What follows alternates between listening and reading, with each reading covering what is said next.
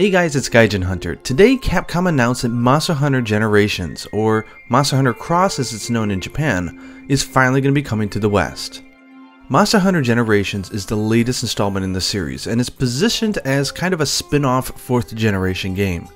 It's an anniversary title for the franchise, and like the name suggests, it covers the very best of each generation in terms of characters and towns, as well as monsters.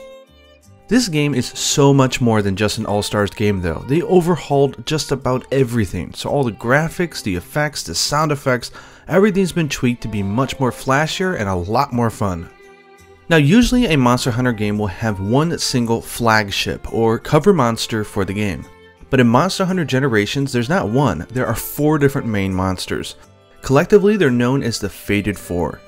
Now I'll be doing an individual feature video on each one of them, but we have Astalos representing the 1st generation, Gammoth representing the 2nd, Mizutsune representing the 3rd, and the wonderful Glavenus representing the 4th generation, including this game. So outside of multiple villages, some new monsters, and 4 brand new awesome flagship monsters, there's also a ton of stuff to look forward to. Here are just a few of the things. Hunting styles. Now there's always been one or two correct, or I guess the best way to say it is a popular way to approach each of the 14 weapons of Monster Hunter. But Monster Hunter Generations introduces a new idea called hunting styles. There are 4 in total.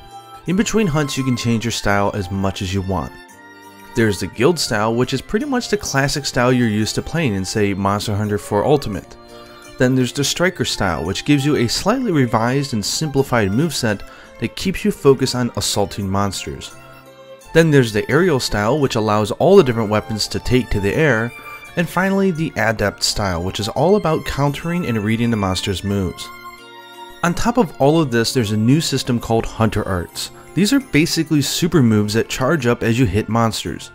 Each style can equip a different number of arts, and it's precisely thanks to the endless combinations of mixing both weapon, style, arts, and armor skills that makes for endless experimentation and fun. Indeed, the key marketing phrase here in Japan was, "How do you hunt?" Now, as some of you know, this game does not have a G rank, but don't make any mistake about it, this is a complete game experience. It has more quests than even Monster Hunter 4 Ultimate had, it has more quests that unlock new stuff to make, and generally there's just a lot more to do. The Prowler mode. The Feline system got a huge overhaul in Monster Hunter 4 Ultimate, and in this game, you can now control and play as a feline instead of playing as a hunter. You can swap between the modes between hunts, so the feline is technically like the 15th weapon of Monster Hunter Generations. It's an incredibly deep system with customization and personalization that I think any fan of felines will really love, and to be honest, at a high level, these cats can do serious damage and you can take them into fights against Elder Dragons and do just fine. Ferocious monsters. Like the Frenzy, most monsters have a ferocious version of them, or whatever they want to call it in the English game because we don't know yet. Certain parts of these monsters are afflicted during the battle, and these parts will be super powered. However, if you hit those parts, it charges your Hunter Art gauges faster, so it's really an intense battle against a very fast and powerful monster, but with equal high risk and high return. Most of the best weapons and armor use ferocious parts to complete their upgrades. Special variants. There are 12 monsters in this game that have special variants that sort of act like a guild quest. They start at level 1, and if you beat that challenge, you unlock level 2. Each level is a different quest, and they're all fun, unique, and get progressively difficult. There are 10 levels in total. If you can grind through these and beat the monsters enough, you can craft special gear and weapons from them. Now the gear are meant to be worn as full sets and have very powerful abilities.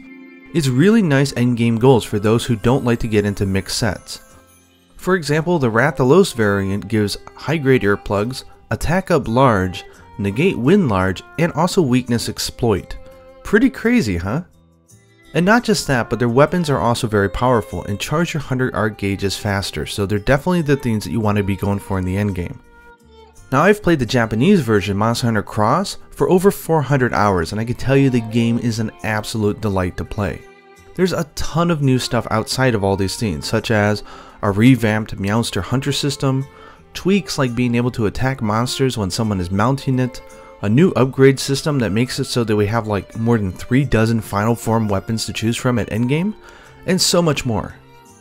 I'll be covering Monster Hunter Generations very closely on my channel, so please subscribe if you haven't already, and thank you if you already have.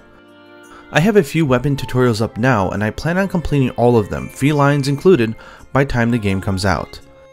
Go ahead and let me know down in comments below what you're looking forward to most when it comes to this game.